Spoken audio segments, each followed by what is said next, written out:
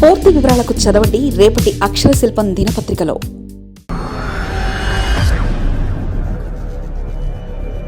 సంక్రాంతికి వస్తున్నామంటున్న కూటమి good న్యూస్లతో Sankranti ready.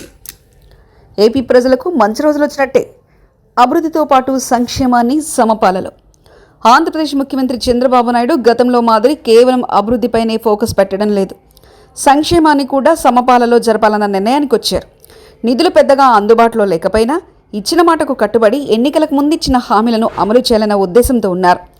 కేంద్ర ప్రభుత్వం కూడా కొంత సానుకూలంగా వ్యవహరించడం, మద్దతుగా నిలుస్తుండడం చంద్రబాబు ప్రభుత్వానికి కలిసి వచ్చే అంశంగా చూడాలి. రుణాల విషయంలోనూ, నిధుల మంజూరులోనూ కేంద్ర ప్రభుత్వ పథకాలను ఎక్కువగా రాష్ట్రానికి విడుదల చేయడంలోనూ ఢిల్లీ పెద్దలను సహకరిస్తుండటంతో చంద్రబాబు సంక్షేమానికి పెద్దపీట వేయాలని నిర్ణయించారు. ఇప్పటికే 4,000 రూపాయలు నెలకు పెన్షన్ ఇస్తున్నారు. దివ్యాంగులకు 6,000 రూపాయల పెన్షన్ నెలకు అందిస్తున్నారు. దీంతోపాటు కొత్తగా మరో ఆదేశం కూడా జారీ చేశారు. ఎవరైనా పెన్షన్ తీసుకుంటూ ఆ ఇంట్లో పెద్ద మరణిస్తే వెంటనే వితంతు పెన్షన్ను మంజూరు చేయాలని, ఆ నెలలో పెన్షన్ మొత్తం అందేలా చూడాలని ఆయన అధికారులను ఆదేశించారు. ఇది పేద కుటుంబాలలో పెద్దలను కోల్పోయిన వారికి ఎంతో ఊరట కలిగించే అంశంగా చూడాలి. దీంతో పాటు సంక్రాంతి నుంచి మహిళలకు ఉచిత బస్సు ప్రయాణాన్ని కూడా ప్రవేశపెట్టాలన్న యోచనలో ఉన్నారు. దీనికి సంబంధించి ఇప్పటికే ఒక నిర్ణయానికి వచ్చిన చంద్రబాబు వచ్చే నెలలో దీనికి సంబంధించిన కీలక ప్రకటన చేస్తారని తెలిసింది. వచ్చే నెలలో జరిగే మంత్రివర్గ సమావేశంలో దీనిపై ప్రకటన చేస్తారని తెలిసిందే. ఇక రైతులకు పెట్టుబడి సాయాన్ని కూడా జనవరి నెలలో ప్రకటించే అవకాశాలున్నాయి. ఇప్పటివరకు రైతులకు పెట్టుబడి సాయాన్ని కూటమి ప్రభుత్వం వచ్చిన తర్వాత అందివ్వలేదు. ఎన్నికల్లో ఇచ్చిన హామీలు అమల్లో భాగంగా ఎకరానికి 20,000 రూపాయలు ఇస్తామని చంద్రబాబు నాయుడు నాడు ఎన్నికల్లో ప్రచారంలో హామీ ఇచ్చారు.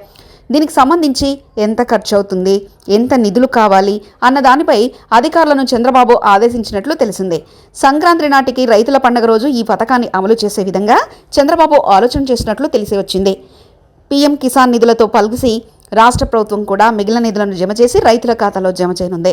ఇక మరో ముఖ్యమైన పథకం తల్లికి వందనం. దీనికి కూడా జనవరి నెలలో ప్రకటించే అవకాశాలున్నాయి. మార్చి నెలలో విద్యా సంవత్సరం పూర్తవుతుంది. తిరిగి జూన్ నెల నుంచి కొత్త విద్యా సంవత్సరం ప్రారంభం కానున్న నేపథ్యంలో తల్లికి వందనం కింద ప్రతి ఏడాది ఒక్కో విద్యార్థికి 15,000 ఇస్తామని ప్రకటించింది. వచ్చే విద్యా సంవత్సరం నుంచి దీనిని కూటమి ప్రభుత్వం అమలు చేయనుంది.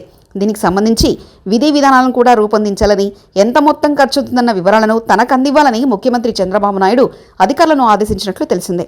ఇక మొత్తం మీద సంక్రాంతి నాటికి దాదాపు చాలా వరకు ముఖ్యమైన పథకాలను అమలు చేసేందుకు అవసరమైన తేదీలను చంద్రబాబు ప్రకటించే అవకాశాలున్నాయి.